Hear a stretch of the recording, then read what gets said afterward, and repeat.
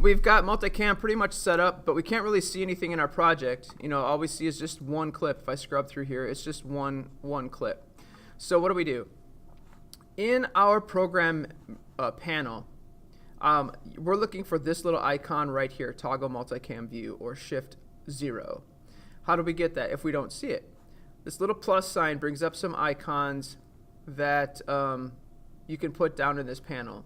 Now we're looking for this one again, and if you see it, click with the left mouse button and drag down here and bring it on in. So if there you go. So if it's not there, it looks like this, just click and drag it, and you can put it anywhere. And there you go. Drop it down, click OK, and now you've got that icon there. Once you have the icon down here in the lower bottom of this panel, bottom section of this panel, go ahead and click that, and now you can see one, and there's nothing else here.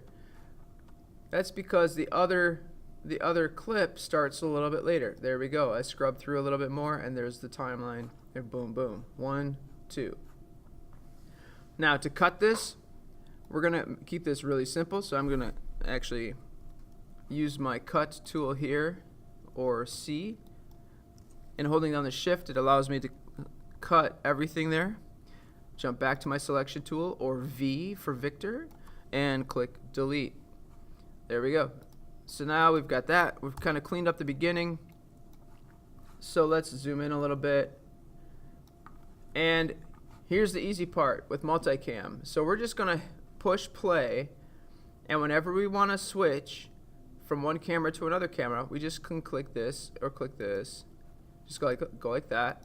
Or you can use your keyboard keys, your key row, the number row at the top of your keyboard, and go 1, 2, you know, or you can go 3 or 4 if you had 3 or 4. Yeah, all the way up to 9.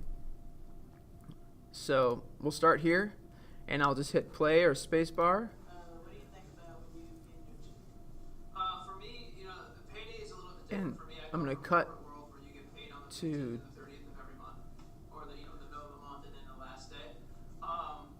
So it's a little bit different for me coming to education because, you know, as an educator, you get paid at the end of every month, just a bit.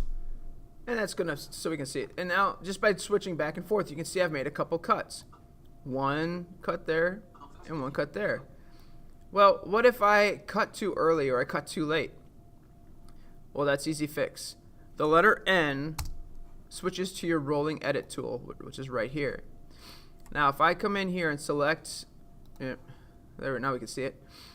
Select this edge, I can move it left or right. And if you zoom in further, you can have even more accuracy. So like maybe You get paid at the end of every month, just a bit. I mean, it was kind of nice right before Thanksgiving. We got our checks a little early because the offices are closed over Thanksgiving. so. For instance, maybe I wanted to cut out that Nice. So what we could do is bring it here like so.